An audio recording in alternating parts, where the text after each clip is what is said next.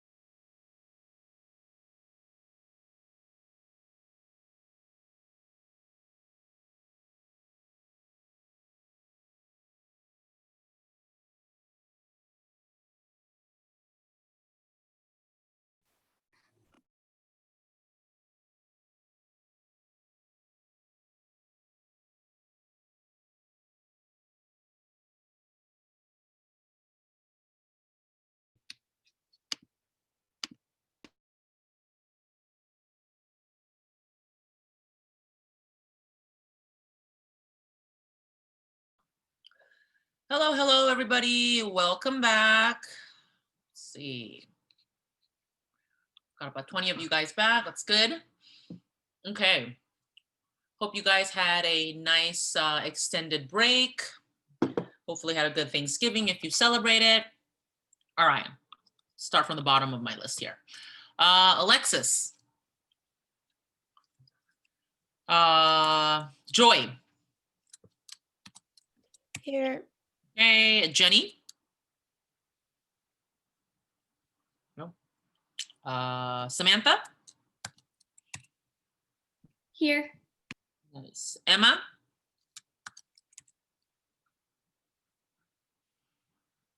I see you, Emma. So chat me if you're here.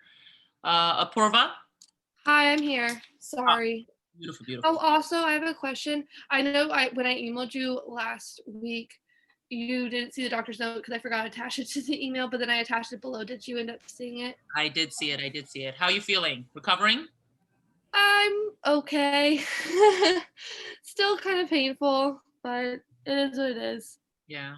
All right. Well, I hope you feel better soon. Thank you. Gianna. Here. Okay. So I got Apurva. I got you too. Let me know if you're here. I couldn't hear you. I'm here. Okay, perfect. Gianna's here. And then Morgan. Hi, yeah, sorry, my window is leaking right now and it's pouring outside, so I'm here. I just am dealing with. Okay. Yeah, it's terrible weather outside right now if you're in New York City. Naja. Here. Okay. Christina. Here. Great. Steffi. Here. Okay. Amanda. Here. James Lynn. Here. All right. Carrie. Here. Savannah. Here. Mara. Here. Okay.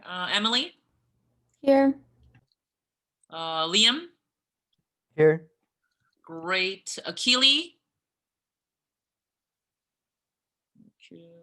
I don't think I see you. Okay. Paulina. I'm here. Ashley. Here. Okay. Deidre. Here. Okay. Laura. Here. Abby. Here.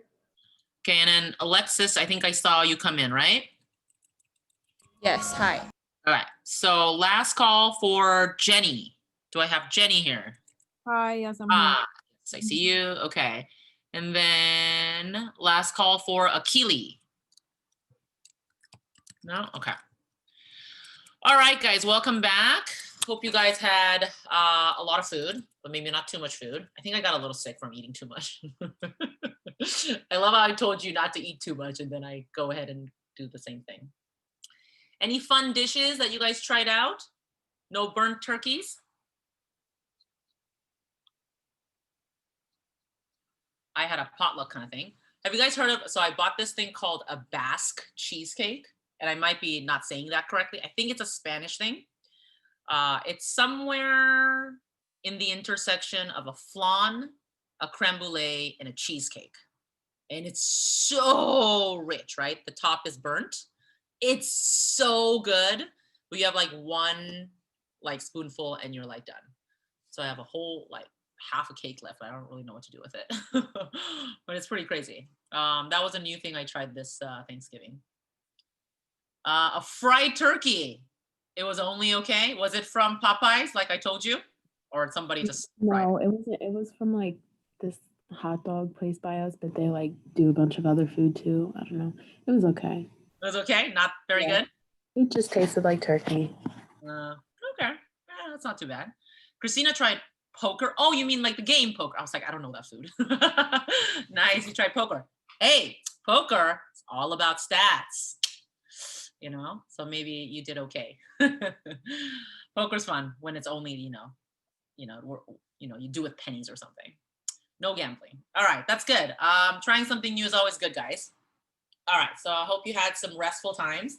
I played this one game. It's a really old game. It's called Age of Empires. I played like this game 10 hours straight, and I was like, I feel like I have fulfilled my inner Koreanness for like playing a game for that long.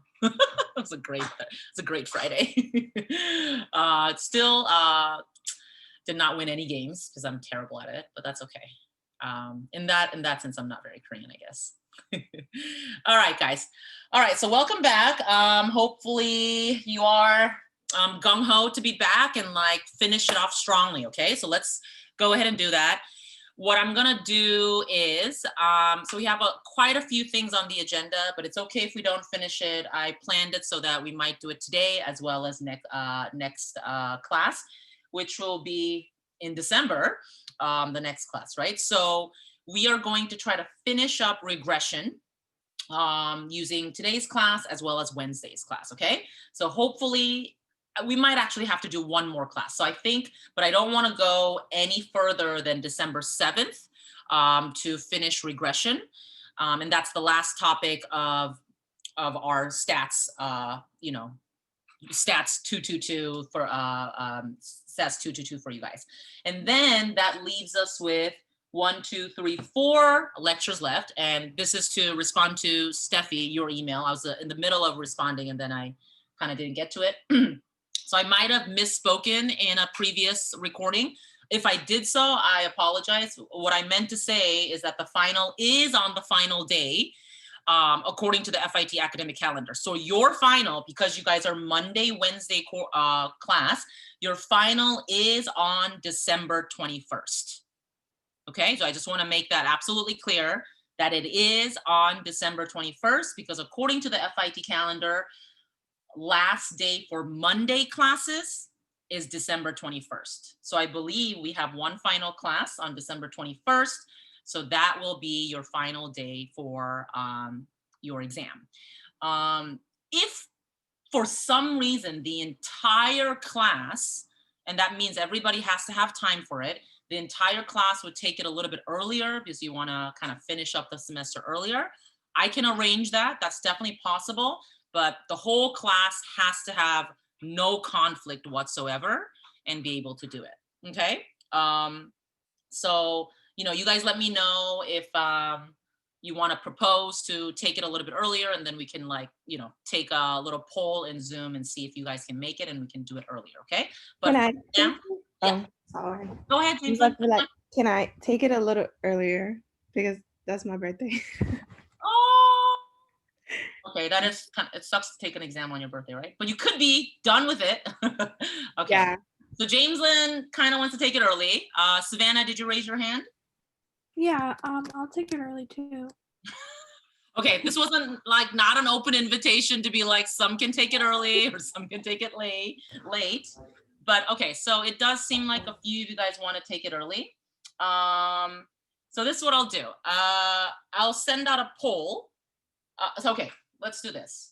Is it going to cut back the amount of review time we have if we take it early though? Oh no, I was proposing that I set it up, the final, so that it's outside of one of the class times. So it wouldn't affect any of the review of the class time, right? And because it's all done online on your computer, you're at home. So it doesn't, it's okay that it's done at a different time, but it will just have to be a time that we all find where you guys are not taking a final or doing something else, right? Okay, so it seems like maybe, okay, I'm gonna assume December 14, 15, 16, 17, 18 is gonna be a hell of a week for you guys, right? You're gonna have a lot of finals.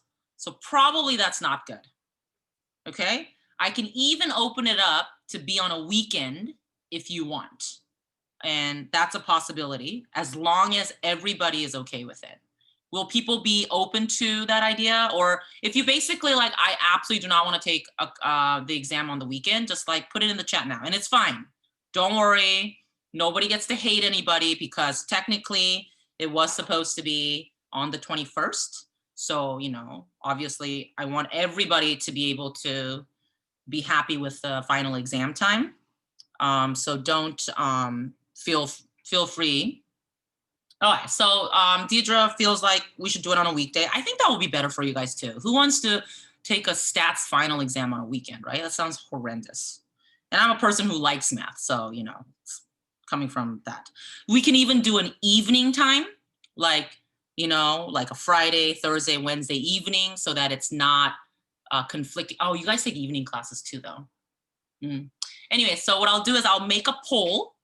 Well, okay. So in the chat right now, I can't just willy-nilly make a poll. Why don't you people suggest a few times that might work for you guys? And then from one of the popular ones, we can take a vote on that one, okay? So, so some of you guys are saying the week of the 14th is not maybe terrible. So remember, our final review in class will be Wednesday from 2 p.m. to 4 p.m., right? So anytime after that, so that can be Wednesday evening, anytime on the 17th, and anytime on the 18th, maybe that's something you might want to consider, right? Because we still want to take the time to do our review before you take the exam. So I would say, I guess that narrows it down to 16th, 17th, 18th, and potentially the weekend, but it seems like maybe not. Okay. Wednesday after class, Wednesday evening. I could take it Wednesday evening. I could take, oh, look at you guys. Okay, so a handful of people are thinking Wednesday evening. Let me know if that's too soon and you guys will not feel okay. Remember, it's open book. You got to have access to everything. And then obviously it is going to be on Lumen, so the numbers will be different for each of you guys. So that's obviously to prevent cheating, but you know, believe you guys will follow the honor code. 16. Okay, so I will maybe send out some options for 16th evening. I need to know if anybody has a class on the evening on Wednesday though, because if that's a conflict, then that's no good. And obviously, once we get to the review part, I'll let you know how much time I'll give you. I can add more time and how many questions, and we'll go over any of that. Okay, all right, so I'll think about definitely 16th after the class. What's at 6 p.m., Carrie? Oh, you mean you have a class at 6 p.m., is that correct? Okay. Yeah, and I'm assuming that's a 3-hour class? Okay.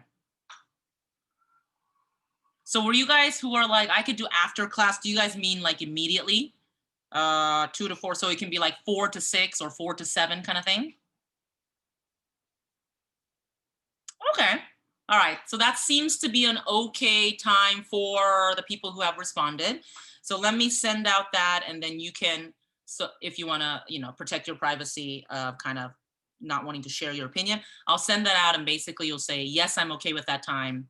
No, I'm not okay with that time. Okay, so let me send that out to you guys after, you know, this class, and then I'll let you know by email or next class whether that would be an okay time to take the final. Okay, so then you guys will be free that weekend as well as the 21st, and you don't have to worry about it. Okay, I have a question. Sure. Our final is until the hypothesis testing, right?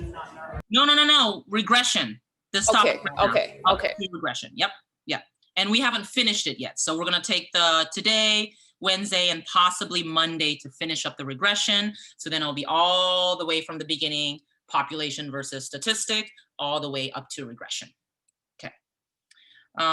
Okay. So I will, let me write that down. So poll for December 16th, final, starting 2 p.m. to like maybe 7 p.m. or whatnot. Okay. Okay, so I will send out a poll. Starting at 2 p.m. or 4? Oh, sorry, 4 p.m. You're right. My bad. I'm getting all these times like confused. I think I'm gonna like very soon fly to Korea during the semester because, you know, that's not like a lot of family things going on. So I'm gonna be teaching you guys at like 2 a.m. I'm gonna join the East Asian time zone. Oh, it's gonna be a nightmare. Anyways. That's okay. Not so many classes are left, but that might happen to me too. So if I look like absolutely like a zombie, then you know why. Okay. All right. So we'll do that. This is what I'm going to do now. I am going to create breakout rooms for every one of you. So you'll be in your own breakout room. It's almost kind of silly, but I do want to give you that quote unquote privacy.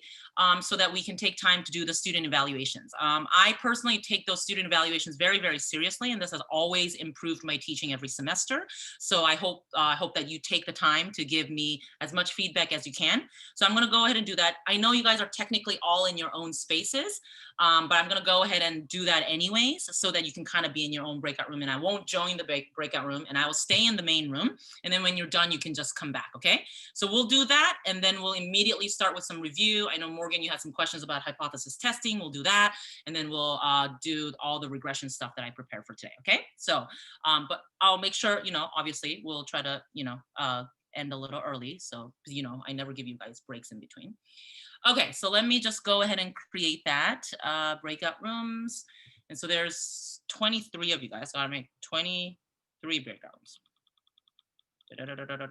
Okay, and so remember, it's in Blackboard, it pops up, but go ahead and do the student evaluation for this class.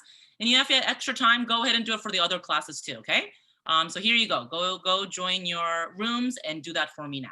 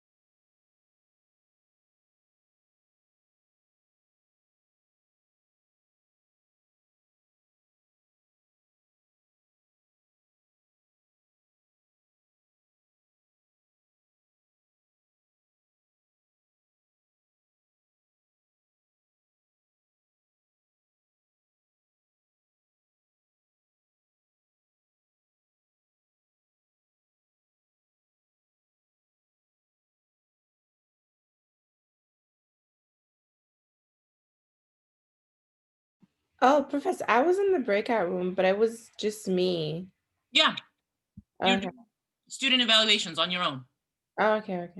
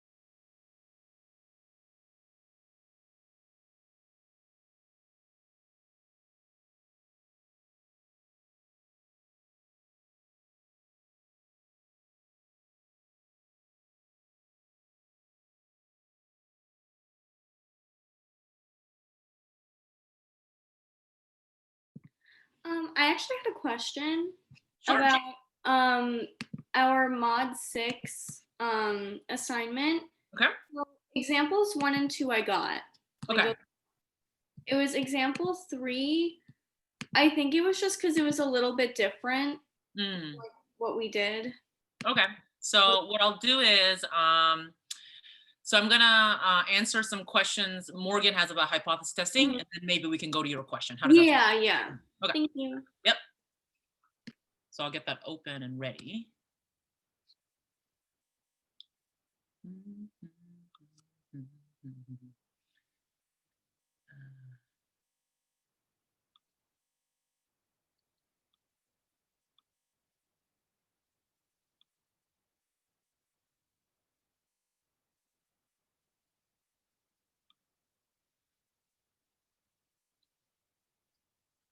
So Samantha, that's the demand versus price thing, right? Yes. Okay. Yeah. Just want to make sure that's the right one. Okay. Mine only had like one person in it. Like Breakout room? my breakout room was just me. Yep, that's what I said. Everybody's going into their individual breakout rooms to do the student evaluations. Oh, I already did mine. Okay. Yeah. That's, that was the whole purpose. It's kind of silly, Yeah. but give you Sorry. privacy. Usually in class, I would just walk out of the room and give you guys some time and come back. This is that virtual equivalent of doing that. Gotcha. Yeah. I don't know. Kind of seems equivalent-ish. All right, Morgan, can you direct me to the question you're going to ask so I can open that file up? You're muted. Yes. Okay. I wanted to go through the mod questions from last time. Okay. Just because like testing. I know we did some of them in class, but I didn't have them done when we were doing them in class. Okay. Like together or when people were asking questions, and like I feel like I did it right, but I'm also like could be wrong. I don't. This is the Google spreadsheet assignment, correct? Right? Mm-hmm. Right. Yep. This is testing. Let me get that open. So the one we did, we did the cola sweetness thing, right? That particular Google spreadsheet is what you're talking about, right? Yeah, but like the other ones on it too. Yeah. Just want to make sure I have the right one open. So will it be, which one would it, lawnmower, handbags, or academic performance? It was kind of all of them. Oh. Like I don't know, like I got a p-value and I wrote down if it was a significant or like not significant, Got it. Okay. result. But I like, what if I got the wrong t-score? Got it.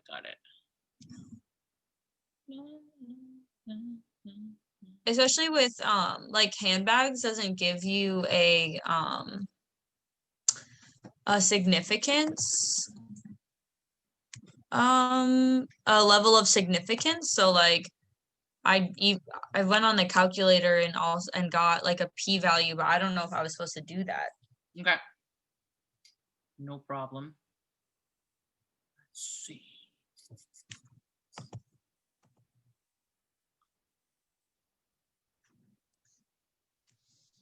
So we'll do like one or two, and then I might leave the last one for you to kind of retry, so we don't like, so you have an opportunity to do that. Let's see, content. Man, it is so windy today. Yeah. Both of my windows and me both and my other roommates is like leaking from the cracks. We live in a pretty old building. And it's from the cracks, and it was like a whole pool like at the bottom of like oh lovely. We're falling apart at the seams, but it's fine.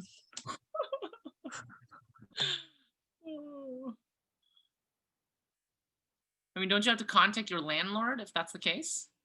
Yes, but this is not like the first time this has happened. Like this happened last year and they came and fixed the problem by repainting over where the like seeping was happening. Yeah, so obviously it didn't completely fix it, because when it really rains, like it's fine if it just like drizzles, but when it really rains like today, which happens not frequently in New York, but like it happens. It's not unheard of. So, but it's okay. Landlords will be landlords, right? My mom's dream that I don't know if she ever achieved is to become a landlord. She, in her mind, she doesn't have to fix anything. She just has to collect money. And I'm like, that's not how it works, Mom. I just get like monthly like checks, you know? I'm like, that's not how it works. Okay, I can't seem to find that particular one, so I'll just find it here.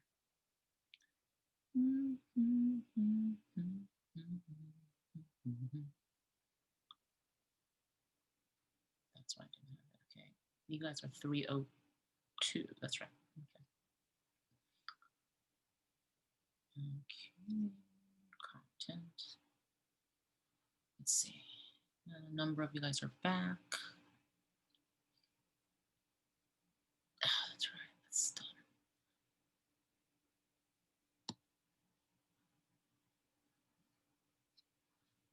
Hypothesis testing for means, and then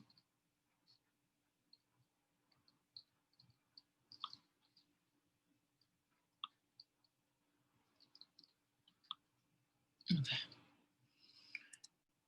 All right, so we'll start with the lawnmower.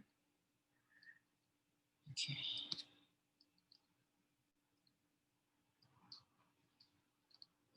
Okay.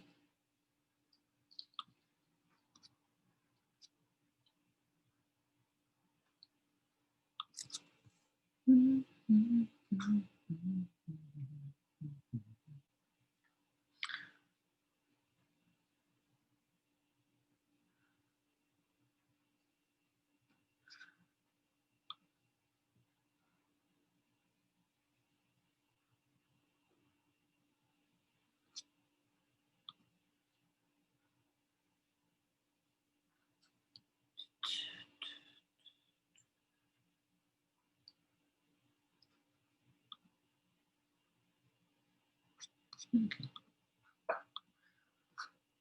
All right, let me check out the breakout rooms. Let's see how many of you guys are here. A few of you guys still are in there. Okay.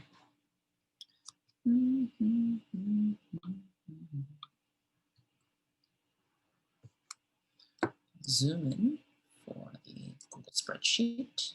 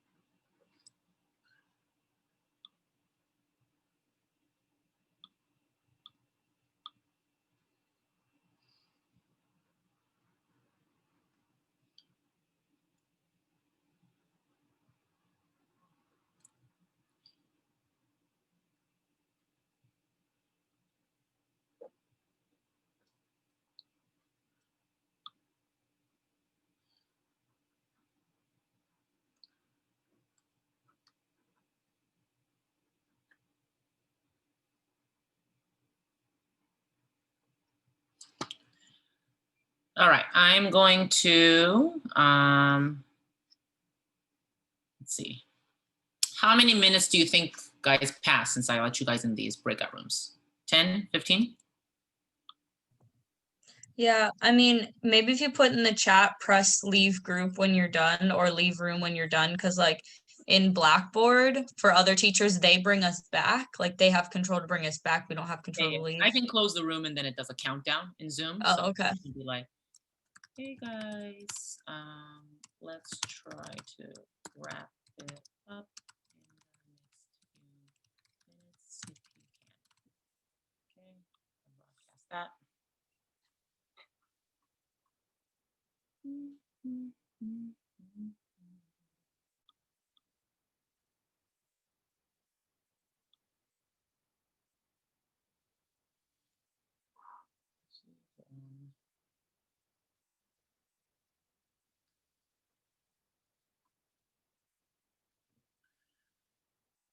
Mean sale that shares less than recent sample of good stores.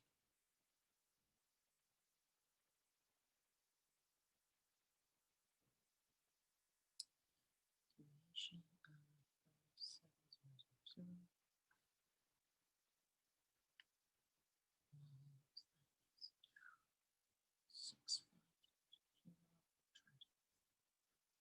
Means less than.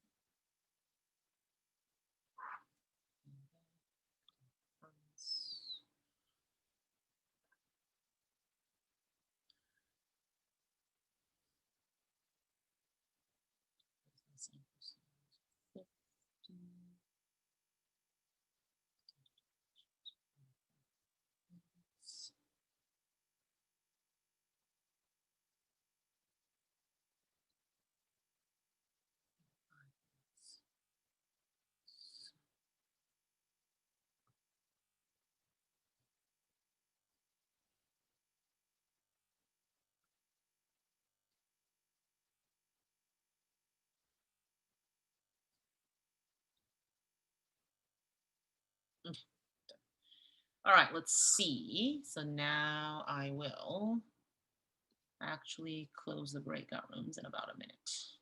Okay. Okay, so we'll close in about a minute.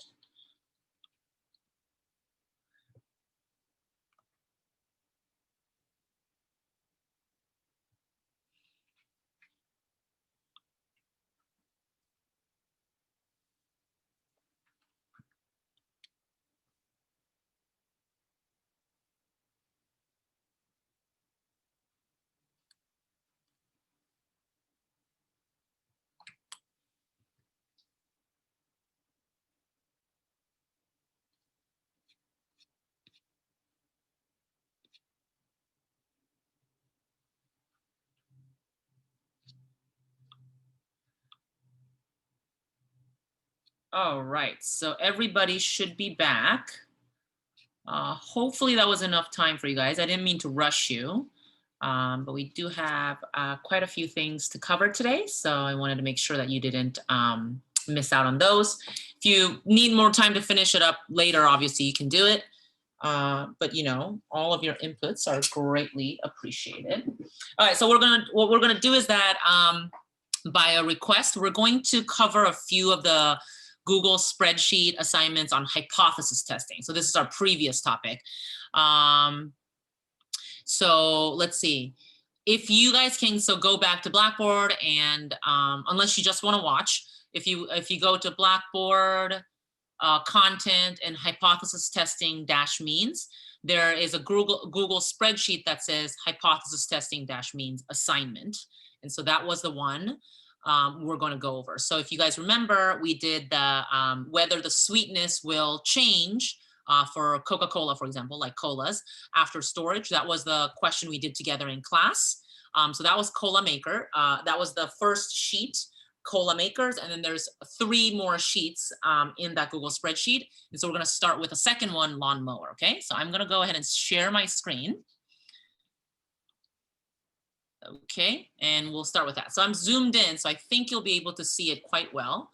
I'll make sure I have the chats open. So if you want to also tell me something in chat. Okay, all right. So an article in, oh no, sorry, that's not it. Lawnmower. Okay.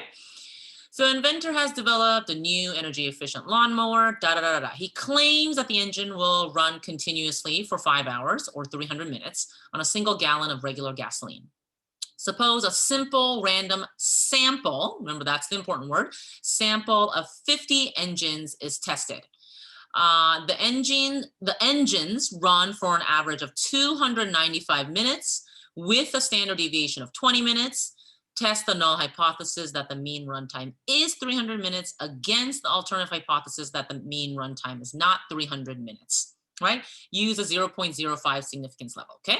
All right, so it's kind of nice because they actually tell you what to set up the null and alternative hypothesis is, right? So it's kind of like to ease you into the question. So our step one, if you will, is to define null and alternative, okay? So I'm gonna do that here. So HO, and just pretend that the O is a superscript. I think it's somewhere around here, but I won't bother with it. Okay, so the null is that our mu is going to equal 300 minutes, okay? Because it says, test the null hypothesis that the mean runtime is 300 minutes. So that is gonna be your null. And then my alternative is going to be that mu, let's see, is not 300 minutes. So you're gonna put that a symbol that has a thing, like a line that goes through the equal sign. Do I have something where I can just copy it over? I do not. Okay, so I'm just gonna say not equal to, just like write it out, okay? Not equal to 300. Okay, so that's what I'll be, that's the information I have pretty much given to me by the information in the question. And then from here, you should be able to immediately tell that this will be a two-tailed test, right? So it's always good to kind of write out all the information that you're getting, okay? So step two, remember, was to talk about the significance level, right? Significance level. And then from the information, we are using 0.05, right? So we have 0.05 as our significance level, which is usually the default and kind of is going to be always the case. Usually that is the most common thing that we default to, okay? All right, step three was to, take a sample and then basically get all the sample statistics, right? Thankfully, we have all that information here as well. We suppose a random sample of 15 engines were tested, right? So that means the N is going to equal 50, right? Because N stands for the sample size. Okay, and then when suppose a simple random sample of 15 engines is tested, engines run for an average of 295 minutes, right? So this is after that sentence, so you know this is about the 50 engines. So in this case, it's going to be X bar, X bar, the engines run for an average of 295. So X bar is going to equal 295, okay? So that's also given to you as well. And then on top of that, with a standard deviation of 20 minutes. So since that also is based on the sample, we know that the small s, right, not sigma, but the sample standard deviation is equal to 20 minutes, okay? So now with all that information, all that information, we are able to move on to the next step. Okay, it's a little, my response time is a little slow. Is it responding? Okay, now we can go to step 4. Maybe I'm getting the steps a little bit like backwards. Maybe it's not exactly like the textbook, but somewhat in this order, right? So once you get to this step, now you know that you're just going to be plugging in numbers into equations, but you need to know, you need to make sure that you're using the right equation. So one of the things, the first thing you should think about is, are you given sigma, the population standard deviation, which is unlikely usually in real scenarios, or are you given the sample standard deviation? Is it the former or is it the latter, guys?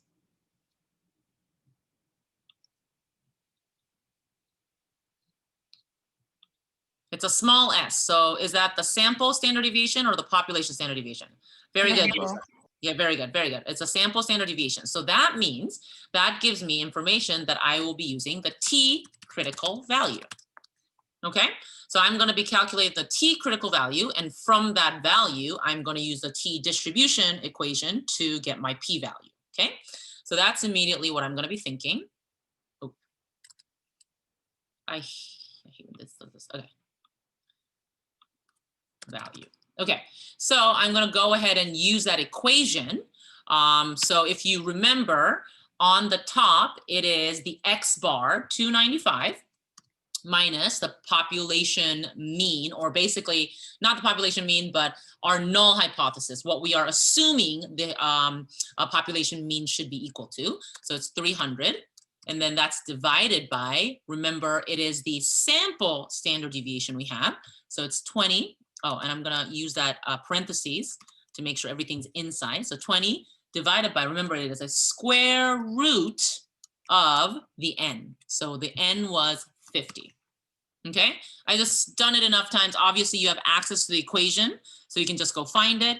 But I've done it enough times that I kind of remember, right? It's the X bar minus basically the mu for the null hypothesis divided by n, and n is then divided by the square root of n. Okay, so I do that, and I'm going to hit enter, which gives me this particular t critical value. Okay, great. So now step 5 is to calculate the p-value. Okay, in order to do that, if you remember, we use this thing called t-dist function. So equal t-dist, and that is based on a t distribution. So inside the parentheses, we have a few things that we're going to do. What the first one was the ABS, the absolute value of your t critical value. Oh, oops, I did that wrong. Sorry. I should have done in here. So the absolute value of this t critical value. So I'm going to click on that number. So it'll take that. And that's the absolute value of that, comma. The next one was degrees of freedom. Degrees of freedom was calculated by n minus 1. So we have 50 as n. So minus 1 will be 49. And then last, the third element that goes into this particular equation was whether we have a one-tail test or a two-tail test. And you know that from the alternative hypothesis. If it's not equal to, it's always a two-tail test. So you put 2 in that last part in the t distribution. So then you get, hit enter, and then you get 0.083-ish, okay? Then you evaluate the significance, step 6, right? Eval the p-value against significance level, okay? So that was significance level, remember that was 0.05. So you want to be less than 0.05 to be what we kind of didn't really cover, but what you might have seen written around is statistically significant, okay? We want to get something like a significant result that's enough evidence to reject the null hypothesis. That's kind of what we're going for. And kind of by like, you know, a lot of things that were done in statistics a long time ago, we use this standard significance level of 0.05, and the lower the p-value is, the better it is, the more significant it is, okay? So this is 0.08, which is greater than 0.05, so that's definitely not good. So from this one, we failed to reject the null hypothesis, is the conclusion I would get from that. Okay, and then usually you don't want to end it there. You want to kind of contextualize results, right? So what that means is that, remember, we are talking about, I have to go back actually, we are talking about this particular energy efficient lawnmower engine, okay?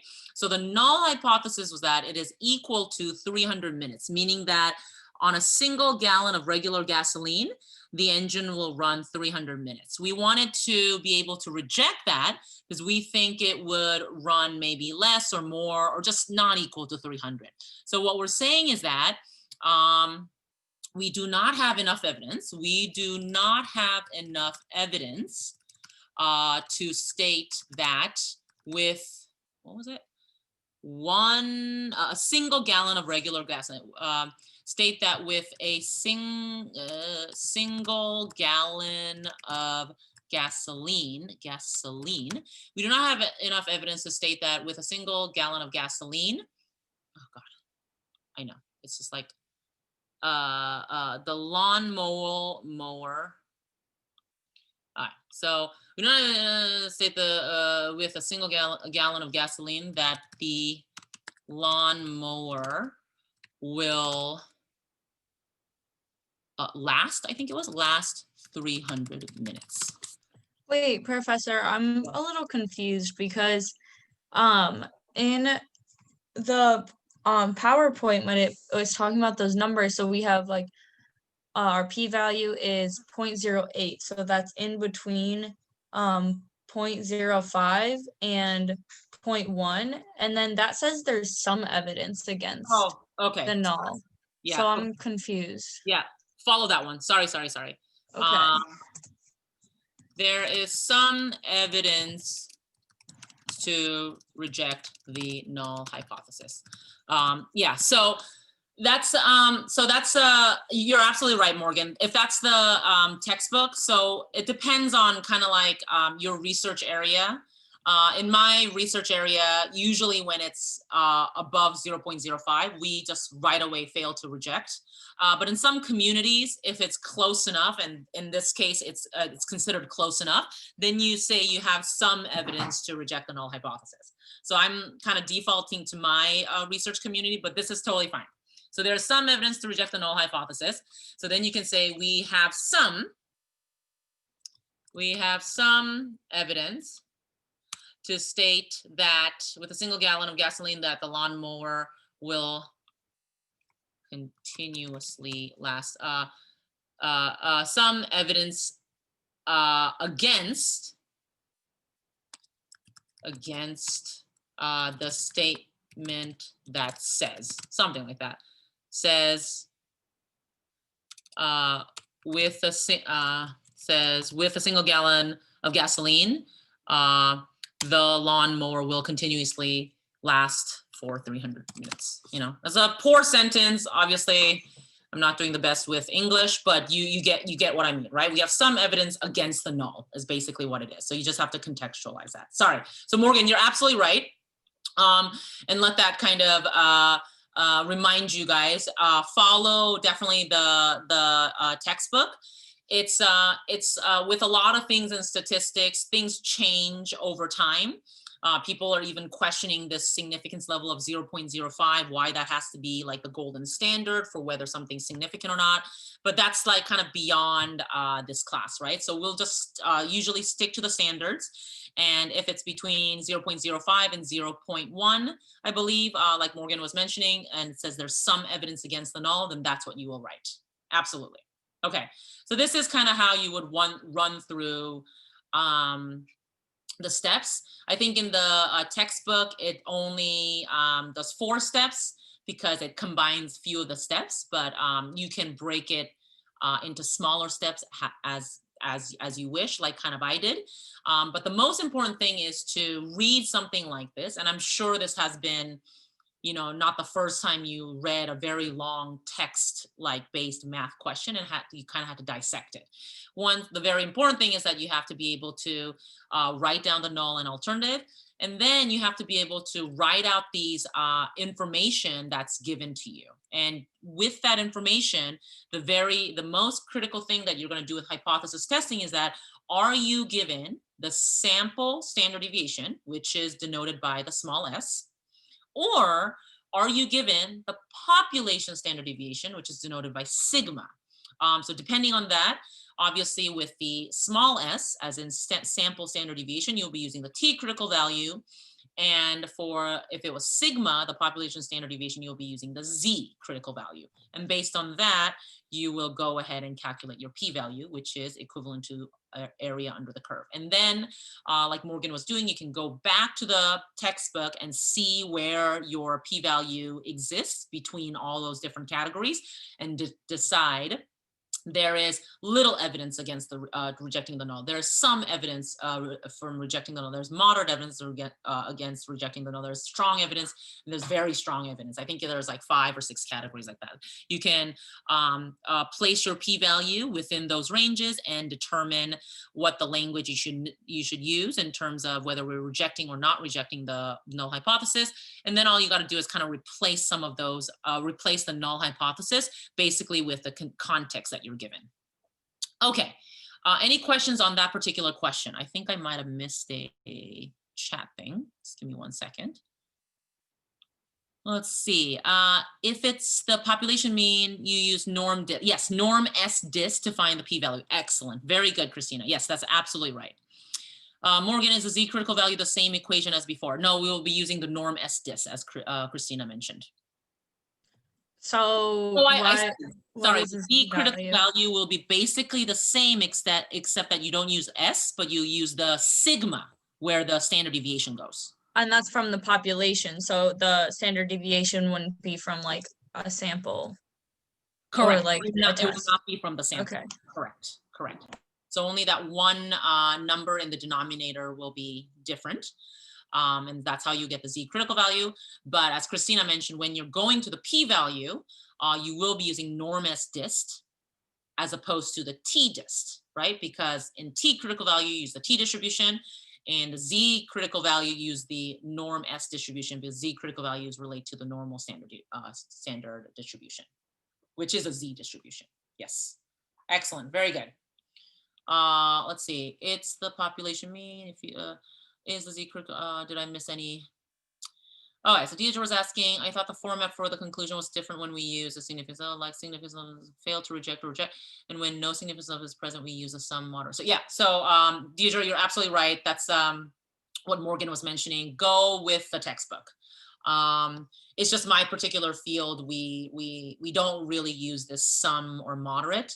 Once it's not below 0.05, we're like, that's not enough evidence, and we just fail to reject it. But that's a field specific thing. Because, you know, it's kind of like random. It's like, oh, this only occurs like only 5% of the time. So, you know, we have enough. 95% of the time we will be able to reject the null. So that's good enough. And then it's like, you know, you say it's like 5.5% of the time it happens. Like, you know, it almost seems a little bit arbitrary to where to cut that line. And so people are like, well, you know, if you're close enough, then you have some evidence against, you have moderate evidence against rejecting the null. And that's just kind of like a thing, depending on the research field, how likely the community is to accept that kind of conclusion, right? It's the same thing with the vaccine that's going to be developed for us for COVID-19, right? Obviously, we want a drug that will work 100% of the time for anybody in any range and any gender and everything, right? That's not likely to happen. So are you going to accept it when we reach a level that it's 95%, 98%, only 90%, right? That's kind of like, well, how much are you willing to accept that the vaccine is ready? Well, that depends on who you're going to ask, right? So depending on the field, that really varies. In medicine, we obviously probably want to aim for something really high, but then again, medicine is very complicated because people are of different body types and comorbidities and preconditions and all that kind of stuff. And it's just difficult to reach a very high enough number because while we're kind of deliberating whether this is enough, people continue to die, right? So there's like, where do you call that? It's a very tough call to make. So, you know, that's kind of why sometimes it's like, well, there's some evidence against it. Well, there, you know, that's not good enough. So we got to reject it, et cetera, et cetera. Do we get full credit for using the p-value calculator? Yes, absolutely, Naja. You can definitely use a p-value calculator. I did not answer that before. So yes, if you, instead of using the Google spreadsheet equations, but like I showed you in the class and you just typed in the stuff and used the p-value calculator, that is totally legitimate and you still get the full credit for that, okay?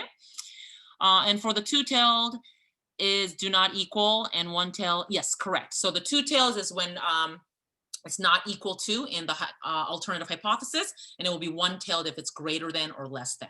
Yes, correct.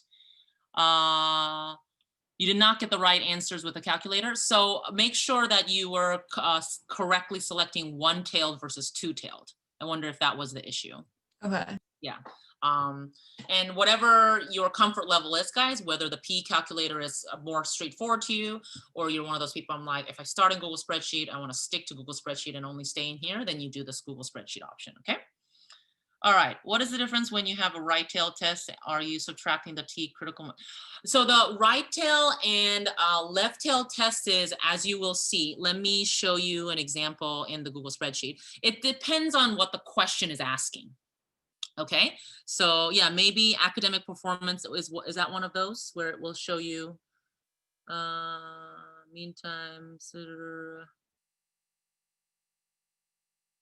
is less than. Okay, perfect. So let's use that one, academic performance, to answer that question of you guys. Okay, so the difference is that with the question itself, we are asking whether the null hypothesis set to a specific value. In the alternative is like, I will believe that it's not that exact value, right? So in the NBA example, or no, that was less than. Okay, so in the example we just did, lawnmower, is that the only information we had was that it's not equal to 300 minutes. So in that case, we are not only looking at one area to one side of area under the curve, but we're looking at both ends, tail ends. And then with something like, oh, this is less than or greater than, so then we're only looking at one tail end. That's basically, it's given to you in the question, and based on that, you will determine that. And what that means is that in terms of kind of interpreting it, basically that, actually, let's go into the question and then we'll go into it in more detail, okay? So let me just share my screen again. And if you guys, I mean, this was already homework, so if you've done it, that's great, and then you can check your answers right now. But if you haven't done it, remember, it's always better to submit late than not submit. Then go ahead and you can follow now to make sure that you complete this assignment, okay? All right, so we're gonna go to academic performance, which is the last one, and this is gonna be an example of a one-tailed test, and we'll figure out why, okay? An article, it's about academic performance and attention span for teenage boys, okay? So they believe, attention span, and reported that the mean time to distraction for, oh my God, it's so windy. An independent task was 4.3 minutes. Suppose this is based on a sample size of 15 teenage boys, okay? So you guys got to connect this sentence very well. And that the sample standard deviation is 1.4 minutes. Is this convincing evidence that the average attention span of teenage boys is less than 5 minutes? Okay, so we are saying that on average, maybe the teenage boys' attention span is 5 minutes. The alternative, so step one, HO is stating that the mu, which is the average attention span of teenage boy, is equal to 5 minutes, right? This is what the null is, and the alternative is what we believe is less than 5 minutes, okay? So in this case, we actually believe the teenage boy's attention span will be less than 5 minutes, okay? So in this particular setup, because of the way the question is asking, we know immediately we are only looking at a one-tailed test, okay? Because when you actually draw the normal curve, and we are only, if wherever the line is, it says 5 minutes, it's going to be less than that, so it's going to be on the left tail test. Oh, one tail test, and more specifically, it is going to be less than, so it's a left tailed test, right? And all this means is that when you look at the area under the curve, which side are you coloring, okay? And what that means is that in this particular case, if you have less than or greater than, then you have one particular side that you're coloring. And then when it's not equal to, it's not specific enough, so we're coloring the edge, the both edges, the both tails. That's all it really means. It's like nothing more and nothing less than that, okay? So that's what we're gonna set up as step one. And then step two, significance level. And remember, if nothing is given to you, by default, all questions, you will assume that the significance level is 0.05. Okay, let me just open the chat. I know somebody just chatted something. Okay, so with right tail, do you calculate it the same way? Basically, with right tail and left tail, you will be calculating it the same way. Like the equations you use are going to be exactly the same, right? The only difference between a two-tailed and a one-tailed test is that in the P calculator, you will select the one-tailed versus two-tailed. And then if you're just doing it in Google spreadsheet, you will be using in the t distribution equation, the last number that you put in before the parentheses close, you will put number one for one tail, but number two for two-tailed. So correct, you are correct in saying that whether it's less than or greater than, in terms of putting in the numbers, it will be the same exact equation. Okay, great question. All right, so if it's not given to you, significance level will be the same. Step 3, you're gonna take a sample, right? Take a sample and get all the statistics related to that, which they have done for you, right? A sample size was 50. And remember, even though it was said before it said we believe the average distraction minutes was about 4.3 minutes. Suppose this is based on this sample. So that means X bar is equal to 4.3 minutes. Okay, so that's how the X bar is given to you. And then that the sample standard deviation is 1.4. So it tells you that it's a sample standard deviation. So it's a small s and then 1.4. Okay, so we got all the information we need. And based on that, we now immediately know what critical value we will be using. What critical value will we be using, guys, given that information? T critical value. Excellent. Okay, so I can write it down if you want, critical value. And so then I'm going to do equal. On the top, remember it's X bar, so 4.3 minus the number that's set for the null hypothesis, which is 5.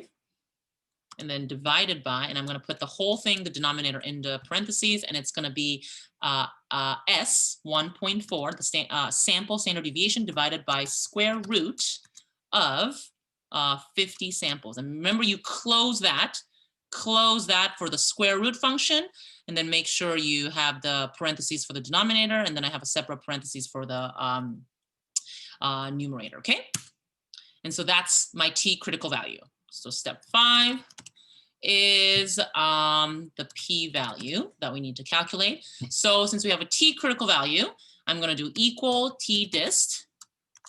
And then remember, it's the absolute value of the T critical value. And make sure you have your cursor inside the absolute value parentheses and then click on the number. And then I'm going to continue. I meant to do that. Then I meant to do it right here outside. This is kind of like one of the reasons why I like to close the parentheses and then kind of go back into it. And then the second element you'll put inside the T distribution equation is degrees of freedom, which is n minus 1. So 50 minus 1 is 49. From the alternative hypothesis that I know that it's a one-tailed test. So here the last number I'll put in is 1. Okay, with all of that information, I hit enter. And then that is what I got. I got a 0.0004, a very, very, very small number for the p-value. So at step 6, I can draw my conclusion.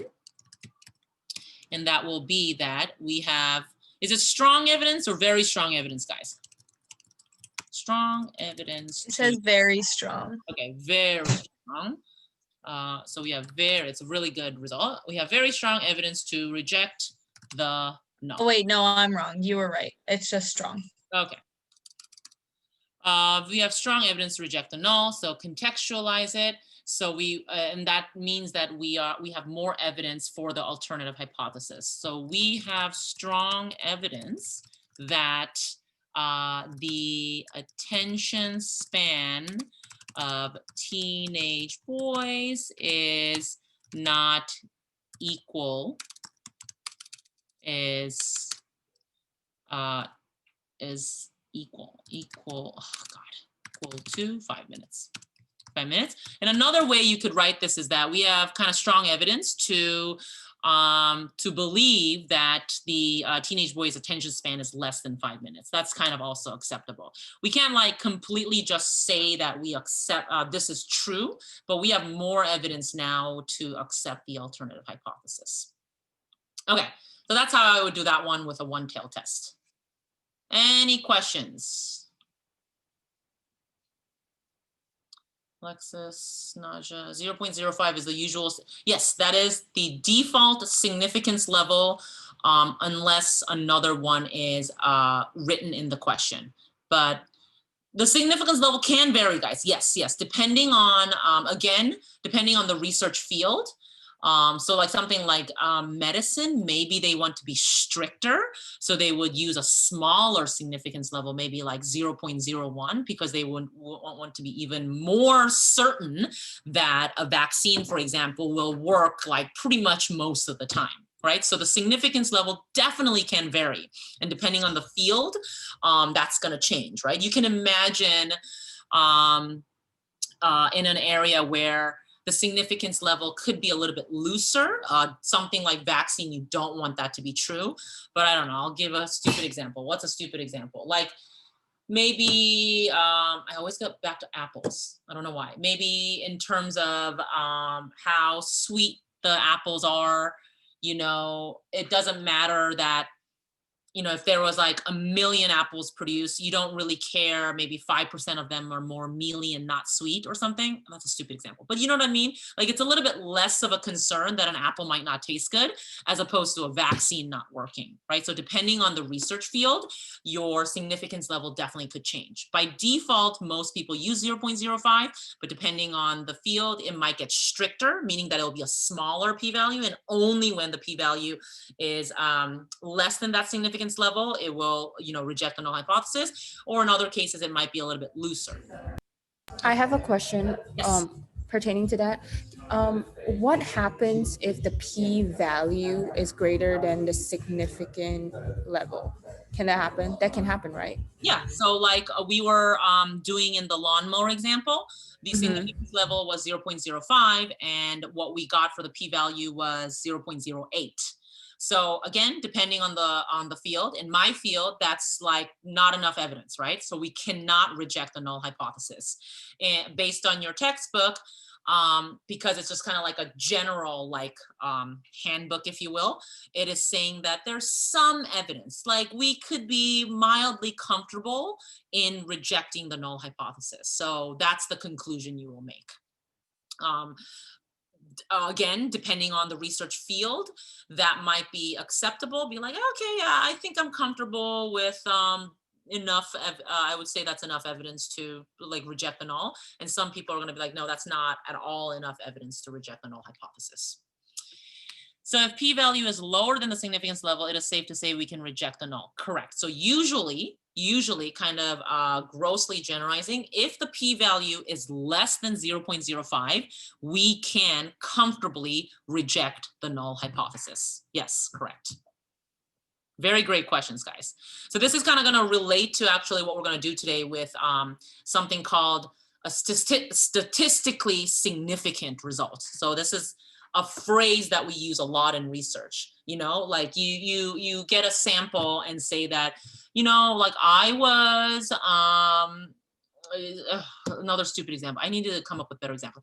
I was taking a poll. I was on the streets of New York in Central Park, and I grabbed every 5th person that passed by me. And I asked, did you vote? Did you vote? Did you vote? And then I let's say I did that for, I got 100 responses. So like 500 people passed by me. I grabbed 100 people and I asked if they voted or not. And let's say out of the 100 people I sampled, like 90 people voted, okay? 90 people told me that they voted, right? And then from that, can I confidently conclude that 90% of New Yorkers, New York City people voted, right? That's kind of like the question you are going to be asking. That's kind of like a stupid question, but that's something you would be asking. So one of the questions you have to ask is that, well, is that a representative sample? Probably not, because you were in one location in Central Park, so that's only going to attract certain people, right? And that's not attracting the 5 borough people. But let's pretend it was random and it represents all 5 boroughs, right? So in that case, getting 90 out of 100, getting 90 people say that they voted out of 100, is that enough evidence to say that that more than majority, for example, voted in New York City or something like that? Is that enough? Well, you have to set some kind of threshold and say that, well, this percentage of people out of this, like they said that would, and I am confident to say that that's enough people to say that a lot of the 90% of New Yorkers like voted or something like that. Is it a statistically significant result is what we ask. Is that statistically speaking, so based on a threshold and these calculations, can you statistically confidently say that that's enough evidence for you to reject a null hypothesis, which might be that the voting was exactly the same as last year, right? Is that enough to say that more people voted this year? Something like that. So this kind of statistically significant result is this phrase you might be hearing moving forward. And we're going to use that kind of same phrase in regression as well. So for example, when we strongly rejected the null for this teenage boy attention span, we have calculated a statistically significant result because it was lower than the significant level. So anytime you get like a strong evidence or a very strong evidence, you're saying, in other words, you're saying we have calculated or received a statistically significant result to reject the null hypothesis. Okay. All right. So let's go to regression. So go back to Blackboard and go to now regression. Remember the folder regression, and we did a few of those things. What you're now going to do is there is kind of in the lower half, you're going to see something that says regression slides, and in parentheses it says additional. Go ahead and open that up, and we're going to cover a few of those slides as a review of regression, and then hopefully we'll have a little bit of time to go through the. So what you should see is this slide. So when you see this slide, that's PDF, that says simple linear regression, and you have this open and ready to read with me, please chat in the type SLR for simple linear regression. SLR, please. Which is the abbreviation for simple linear regression. All right.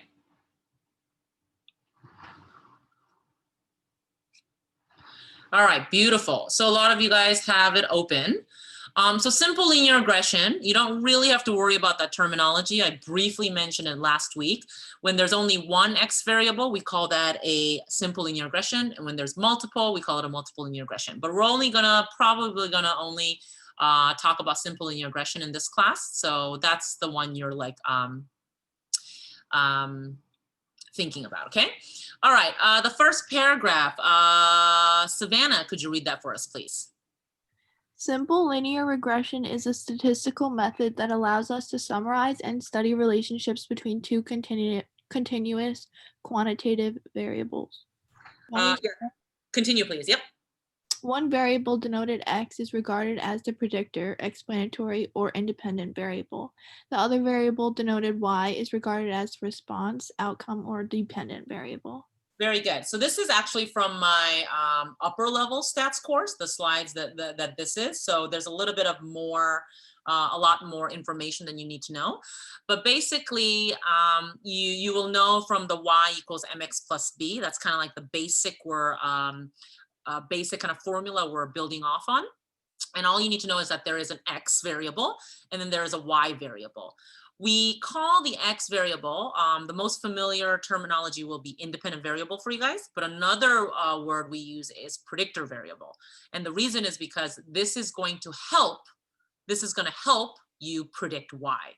So you might remember from last week, we started with a few data points and we had the X, Y, X, Y, X, Y, and we drew a scatter plot.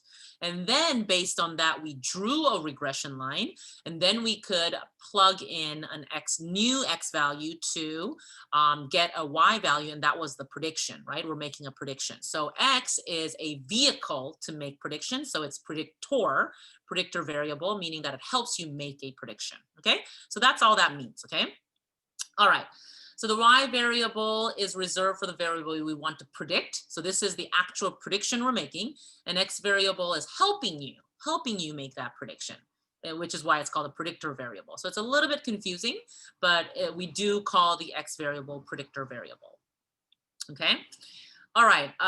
Correlation, the first two bullet points. Alexis, could you please read that?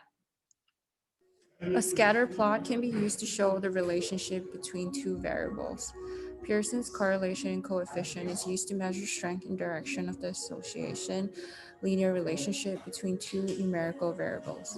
Very good. So, oh, thank you. Yeah, so we drew scatter plots, and then we didn't actually talk about correlation, and I'll just briefly go over this. But basically, before we even get into regression, we might want to use a scatter plot and then kind of look at what the relationship between these two variables are, the X and the Y, okay? And we want to have a strong correlation between the two, because that might be a good indication that X, for example, can help predict Y. And so before you do regression, oftentimes we look at the correlation first, and then we say, okay, well, since the correlation is very strong or a high number, then maybe we can move on to the regression, because we might be pretty confident that the X will be a good predictor for Y. Okay. That doesn't mean there's any causal effect. That doesn't mean X causes Y. Correlation does not mean that, but it just means that there's kind of like a strong relationship. And even though we're dealing with quantitative variables, so numeric variables, I use this example as if, you know, correlation is very strong for you and your siblings, for example, or you and your parents, right? But the correlation is a little less strong between you and your cousins, and correlation is going to be even less strong with you, with people who are crossing the street from you and you don't have any relationship with, like blood relationship, right? So that's kind of what it means by correlation. It's just that relationship between you and another variable. And in this case, we are talking about the X and the Y variable. So if the correlation is strong, it's very likely that we can move on to doing a regression. But that does not mean, again, that does not mean X causes Y, okay? Causal effect is something else that we have to prove in a different way. All right, so correlation is one thing that you could think about when you want to determine whether we should move on to looking into regression, okay? So let me just tell you the difference between a deterministic relationship versus a regression, something like a regression relationship. So this is basically what a deterministic relationship means. And don't really worry about the word deterministic. All you need to know is that this is what you learned in high school. Y equals mx plus b. Okay, and this is called a deterministic relationship. And as you can see, every single point lies on the line. Okay, that's what we were dealing with before. Now that you guys are adults and superior human beings, we are going to go with something called a statistical relationship. Not shocking, because we are in a statistics course, right? And in this case, the relationship between the variables, in this particular case, the X and Y, the relationship is not perfect, meaning that it doesn't lie exactly on this line, right? It's an estimate. Okay, and something like this is what we are dealing with. And we did that before in our previous class, right? So this is all these different data points, and this is the regression line. And you might remember my mentioning the Y hat, this little symbol that we call caret on our calculator, that this is how we would describe the regression line. So that's describing that. In our textbook in Mathplosion, we don't really emphasize the hat on top of this when it's a regression model, but that's okay. But you can just kind of consider that. So this is a good indication that this is going to be a line with dots scattered all around it, okay? That's a statistical relationship, not a deterministic relationship. And in this case, you can see that on the x-axis, the x variable is latitude. And on the y-axis, it's the mortality rate, so deaths per 10 million in terms of skin cancer mortality, right? So when you look at this, the higher the latitude, the mortality rate decreases. So what can you guys conclude from this? Roughly, just like a simple conclusion you might be able to make from this, guys.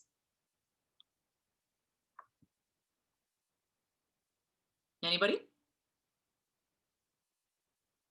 What I learned from this is that The higher, oh, yeah, higher up. the higher up the latitude, the lower the mortality. Mortality. Sorry, Yeah, not skin morality. cancer mortality. Yes. Very good. That's the conclusion you can be made, right? So maybe when you're in the Northeast, like in Maine or New York, like us, it's less likely to, there's lower cases of skin cancer mortalities, right? Indirect relationship. Yeah, I guess there's some relationship that we can definitely see, right, Savannah? So there is a negative relationship. I wonder if that's what you were going, right? Because as the X increases, the Y decreases. And Morgan, to contextualize it, you contextualize it as in like kind of like the higher the latitude you go to, the less likely you're going to get skin cancer, right? If you want to go a little bit further, like I like to do, this tells me that I should not live in Florida because I don't want to get skin cancer, you know, things like that. But anyways, it is true that if you're kind of out in the sun a lot, which could be natural if it's warmer all the time and you are exposed to the sun a lot and you're in the beach a lot and so the sun is reflected and stuff like that, it is more likely you can develop skin cancer, right? So those kind of things, you know, you could do inferential statistics like what we're doing in this class and you can conclude a lot of different things. Okay. But this is what we're talking about. We're talking about this statistical relationship. We're talking about this line that we call a regression model or a regression line, which is denoted by Y hat. And this is going to be a prediction, right? So we might have information when the latitude is 35 and what the mortality rate is, right? But what if we wanted to make a prediction at a place where the latitude is about 28? We go up, there's no point that is exactly, there's no data point right now, as of now, where it tells you what the mortality rate would be if you were at the latitude of 28. But if you plugged in 28, based on this prediction line, regression line, you will be able to find the possible skin cancer mortality rate, right? This is how we're utilizing the regression line to make that prediction, okay? All right. So we have a negative linear relationship. We're talking about a trend. Remember in Google spreadsheet, when we draw the scatter plot and want to draw a line, it's called a trend line. So that's another word that we use, okay? And in terms of types of relationships, we're going to talk more about this at a later lecture and how to describe what a strong and weaker relationship is. But you can immediately kind of visually see the tighter, the closer the data points are to the regression line, that's indicating a strong relationship. And the more spread out these data points are from the regression line, we call this, we have a weaker relationship, right? Because kind of very simply put, even though it's not really the most accurate description, this line is kind of like an average line to represent all the data points, right? So if it's closer and it doesn't deviate too far from the line, that is a strong relationship. But if the deviation increases, it's the data points are farther and farther away from that line, then that indicates a weaker relationship, okay? And we'll talk more about this, what kind of statistics we use to indicate strong versus weak relationships. And then this one is an example where there's no relationship whatsoever, okay? You might kind of think, well, it's all like on one line, but in terms of thinking about the X variable and the Y variable, this indicates there's no relationship because it's not like as X is increasing, Y is increasing or decreasing or anything like that. There's no definite relationship that we can conclude from some of these kind of scatter plots, okay? So this is no relationship. All right, so that's it. This is kind of a data set that we probably won't use, but you can see if all of these were data points, then you can see that there's a strong correlation. There's a relationship, right? Because as the cost is increasing, the order amount is increasing. So that's when you can kind of predict that there's gonna be you can all assume that there's going to be a strong correlation. And based on that, you might be able to draw a regression line that kind of represents all these data points. Okay, so only up to here, you need to be concerned with these spreadsheets. Okay, all right. So now let's actually go to our Mathplosion textbook. And if you have it like on a bookmark like I have, then go ahead and open it up. And we're going to go to chapter 27, because we did the slope and intercept last time, okay? Just in case, I will, in the chat box, give you the link, and then you can just click on that link, and you should be at chapter 27. Okay, so we'll go through probably a few sub chapters in 27, and then we might have to actually call it a day. Okay, guys? All right, so if you are, if you have this open and you're ready, type in significant in the chat so we can get started.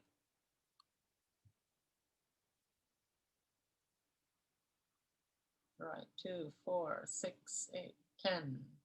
Keep going, keep going. Yes, yes, yes, yes, yes. All right, very good. Okay, so is this a significant linear relationship? So this is something that we are going to be asking ourselves, okay?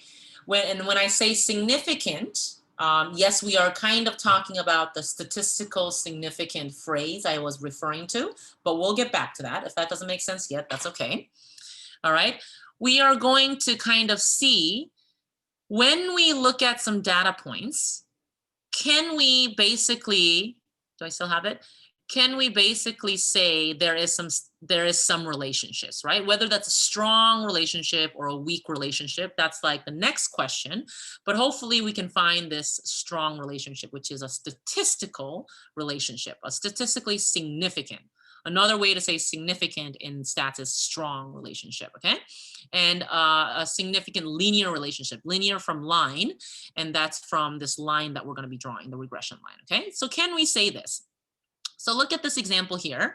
We have something that has to do with temperature and gallons, right? Let's see, this is an ice cream vendor involving the temperature on a given day and the gallons of ice cream sold the same day, okay? So when the temperature is like 73 Fahrenheit, et cetera, this is 110 gallons of ice cream that was sold, et cetera, okay?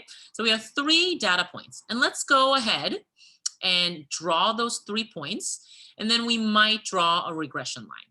Okay, let's say we put it in the spreadsheet and we ticked on that trend line and we got this. Okay, as you can see, the regression line has a negative slope, and here's the equation, right? So, you know, we did the slope and equal intercept, and we, you know, highlighted the cells that were relevant, and then we could get the slope and intercept. And based on that, this is the equation we got. Okay, so let's pretend this is what we did. Should we use the regression line? Paulina, can you read these 3 sentences here? Should we use this line for predictions? We should probably be suspicious. The regression line has negative slope.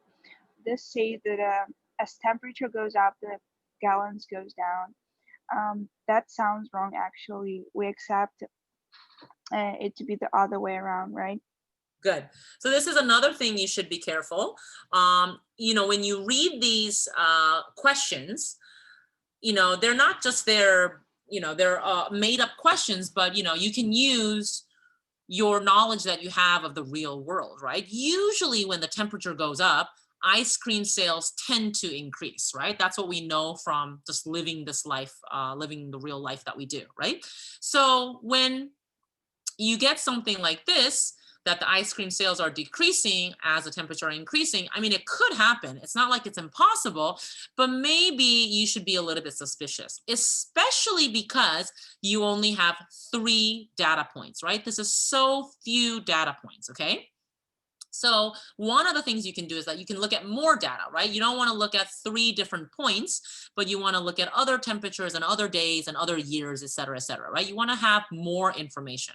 So let's pretend we did actually, we were able to get more information.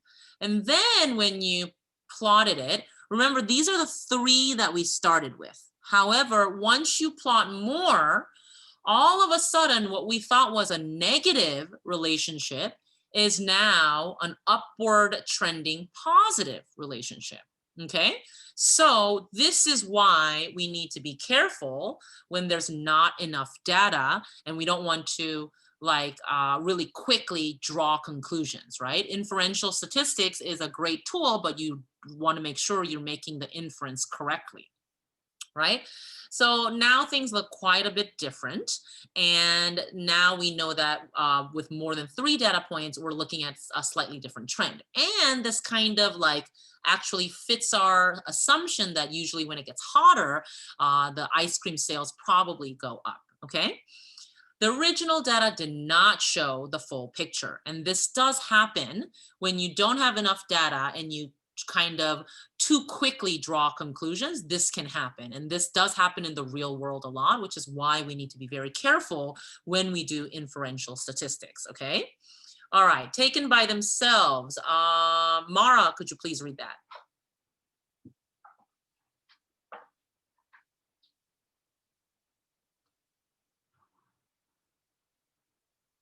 Hello, Mara, are you there?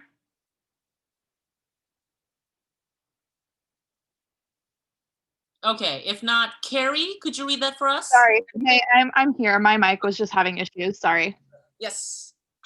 Okay. It says taken by themselves, the 3 data points was started with make it look like there was a downward trend, but actually overall there is an upward trend. So the moral of the story is that you cannot trust the regression model if the data set is too small.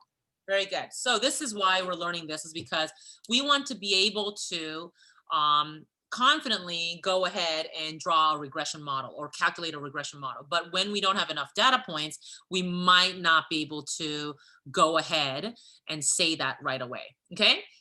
First 2 paragraphs. Amanda, please. It turns out that there is a calculation that will tell us when we have situations like the above, either too little data or maybe no detachable trend given the amount of data. This is called the overall significance test of the model, and it uses a p-value. When the p-value is smaller than 0.05, we say that there is a significant linear relationship between the y variable and the x variables. Very good. And the next, so significant, overall significance test, this is where the statistically significant, that phrase comes from. And again, our p-value comes out again, okay? The next 2 paragraphs, Emma, please.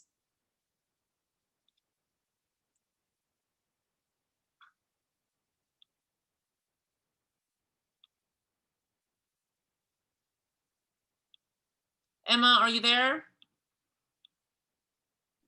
Hi, yes, sorry. Yes. Without getting too technical, we will use this mean it's okay to go ahead to use regression line for predictions if the p-value is not less than 0.05, then probably okay to proceed predictions using regression equations. Usually you are in a situation like above with either too little data or no discernible trend for the data that you do have. You might be able to go back and get more data and redo your analysis. Very good, okay?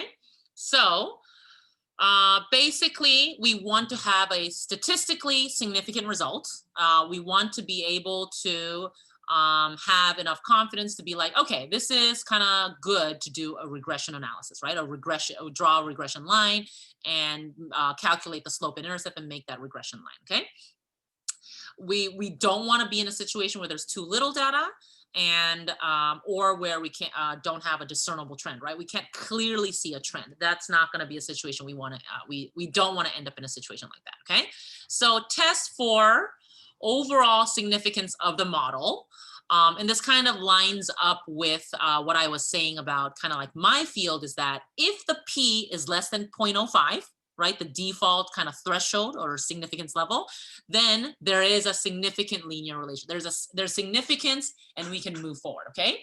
If the p-value is equal to 0.05 or greater than that, where in the hypothesis testing, we said maybe there's some evidence or moderate evidence. Usually we say, that's not enough evidence. That's not enough for us to proceed and go in the direction we originally planned on doing. Okay, so usually it's kind of simple like this, as in, is the p-value less than 0.05 or is it equal and greater? And that's kind of usually what we draw the line at. The textbook that you have is a little bit more fine-grained and breaking it up a little bit in more different brackets, and that's okay too. Again, that depends on kind of what area you're in. Okay, so one last thing, and I'm sure you can see this. Let me just make sure that we can see the whole thing. So I want to distinguish. You might be a little bit like, okay, so p-value came up again, and we were talking about the p-value in the hypothesis testing, and now we're talking about a p-value in regression, right? And you might be thinking, is this different? Is it the same? So let me just kind of make that distinction before I let you guys go today, okay? All right, so in the null hypothesis, in the hypothesis testing, what you have been practicing is that the null hypothesis is stating that nothing new is happening, okay? So remember in the MBA example, we set the null that it was equal to the average score to the time when the no rules have changed, right? So there was a time at which the rules have changed, and the whole point of changing the rule is that they want to increase the scores. However, we said the null is that nothing has changed, right? Nothing new is happening. And that's how we set up the null hypothesis in hypothesis testing. All right. In the cola sweetness example, remember what we were saying, that before storage and after storage, there is no decrease or increase in sweetness. So we said the cola sweetness equals to 0. So and that was the null, saying that nothing new is happening, right? It hasn't, the sweetness hasn't decreased or increased. So nothing new is happening is kind of the context, how you think about the null hypothesis, okay? For regression, and this is why it relates to the p-value, is that for regression, in regression, it's the same thing. When we talk about the p-value, we are referring to the same thing. And it's just kind of sounds a little bit different. In regression, it simply means that there's no relationship between the y and the x variable. Y being the dependent variable, where we're going to make a prediction, and the x being the independent variable, or the predictor variable, like helping to make the prediction. And there is basically no relationship between that, right? This whole word of null means 0. Right? So it's kind of like 0 is happening, nothing new is happening, or 0 as in there's no relationship that is obvious. Okay, so this is what the null hypothesis is, and the p-value is an indicator that will help us prove that yes, something new is happening, or yes, there is a relationship between the x and the y variable. Okay, all right, so that was a lot of conceptual stuff. But basically the core things that you have to take away today is that we are dealing with regression, and in particular, we're dealing with simple linear regression, but you don't have to really remember that phrase. All you need to remember that is we're dealing with one x variable, independent variable, and y, a dependent variable, right? And we're talking about those relationships, right? Is there some relationship? Is there a correlation between the x and the y? And why do we care about something like a correlation? Well, we care because that might be helpful for us to determine whether we can go ahead and do a regression, right? Because we did an example where we went ahead and did a regression with only 3 data points, and that actually gave us the wrong conclusion, which is a dangerous place to be in, right? We want to make correct inferences, and hopefully we do that, right? So in order to do that, sometimes we might want to step back and collect more evidence, right? Have a bigger sample size that's random. And then we draw a scatter plot, right? Maybe we look into correlation. And once we kind of gather enough information to conclude that there seems to be something going on between the x and the y, then we can go ahead and calculate the regression line. which we can get help from Google Spreadsheet, right? And then from that, we want to, and we'll eventually do this and calculate the significance level and all of that kind of stuff. Then we want to be able to say, X is actually a very important and significant predictor for Y, right? X definitely is has a big role in helping us making a prediction, which is our Y. So there is some relationship, right? It's not null, it's not nothing, but there is something. So we want to be able to reject that null hypothesis, and we want to have that significant p-value, which we usually say is significant when it's below 0.05. And when we say it's significant, then we can confidently say, yes, there's some relationship between the X variable and the Y variable. That's where we are in terms of the concepts. Okay, guys? All right. So if you don't have any further questions, that is it for today. Let me tell you what I need you to do by Wednesday. If you go into Blackboard, it's just one task, and it's the rent the runway spreadsheet. Okay, so if you are in Blackboard and you are in the content and then in regression, there's gonna be like the rent the runway kind of explanation spreadsheet. And then there's the actual spreadsheet for you to do. You know what? Don't worry about it. Let's do that in class. No homework. You guys are good. I'll see you on Wednesday. Okay? Thank you, Professor. Bye. Thank you. Bye. Thank you. Take care. Bye, bye, bye.